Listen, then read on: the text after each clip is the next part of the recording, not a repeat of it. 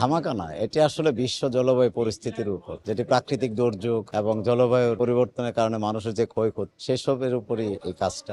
আর এই কাজটা করছে মানব সুর এনজিও। এটি মূলত 1970 সালে ভোলা জেলায় রাতের বেলা যে সবচেয়ে বড় যে ঘূর্ণিঝড়টা পৃথিবীর ইতিহাসে বা দালিলিক যে প্রমাণ, সবচেয়ে বড় জলোচ্ছ্বাস, 5 লক্ষ মানুষ একটি এলাকা থেকে মৃত্যুবরণ করে ভোলা জেলা, আর পুরো বাংলাদেশ থেকে 5 লাখ, 10 লক্ষ মানুষ। সেই জেলা কেন্দ্রিক যারা এই কাজটা করছেন তারা ওই ভোলা জেলারই। এবং এটি সমাজ সচেতনতা, যেমন প্লাস্টিক আমরা যেখানে সেখানে ফেলে ড্রেন বন্ধ হয়ে যায়, বা গাছ রোপণ করি না, বাড়িঘর খালি থাকে, অনেক জায়গা খালি পড়ে থাকে, বা নদী দূষণের যে ব্যাপারগুলা। স্যান্ডেলিনা সো, রূপচর্চায় আভিজাত্য।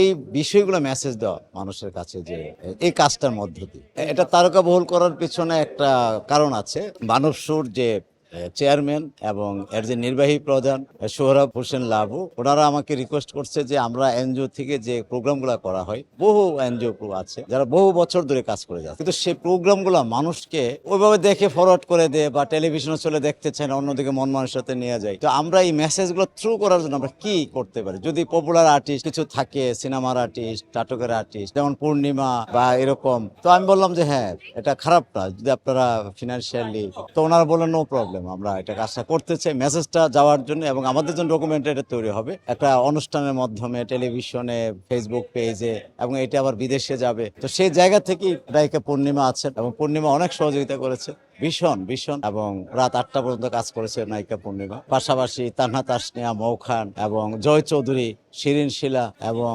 শিবা শানু, কাজী হায়াত, মানে অনেক শিল্পীদের সমন্বয়। কিছু জলবায়ু শরণার্থী আছে, কিছু অসহায় মানুষ আছে, এবং আমরা ভোলা জেলাতেও যাব কিছু শিল্পীদের নিয়ে, এবং সেখানে সম্ভবত এই যারা টিম এখানে কাজ করছে সম্ভবত ম্যাক্সিমাম যাওয়ার সম্ভাবনা আছে, এবং তার সঙ্গে আরো পপুলার আর্টিস্টরা যুক্ত হবে। মূল কারণটা হচ্ছে যে এই মেসেজটা আমরা দেখাচ্ছি বাট দেখছে না। এখন পূর্ণিমা যদি বলে একটু তাকাবে, শিবা শানু বলছে হয়তো একটু স্থির থাকবে। এই বিষয়গুলোর জন্য জনসচেতনতা, মানুষ যাতে এটা দেখে এবং বুঝতে চেষ্টা করে যে আমি কেন ড্রেনের মধ্যে একটা কোক খেয়ে ফেলে দিচ্ছি যেখানে সেখানে, বা আমি একটা চিপস খেলাম আমি কি কারণে এখানে ফেলে দিলাম। এইভাবে যখন শত শত চিপসের প্যাকেট পরে ড্রেনটা এমনি বন্ধ হয়ে যায়, এই হলো বিষয়।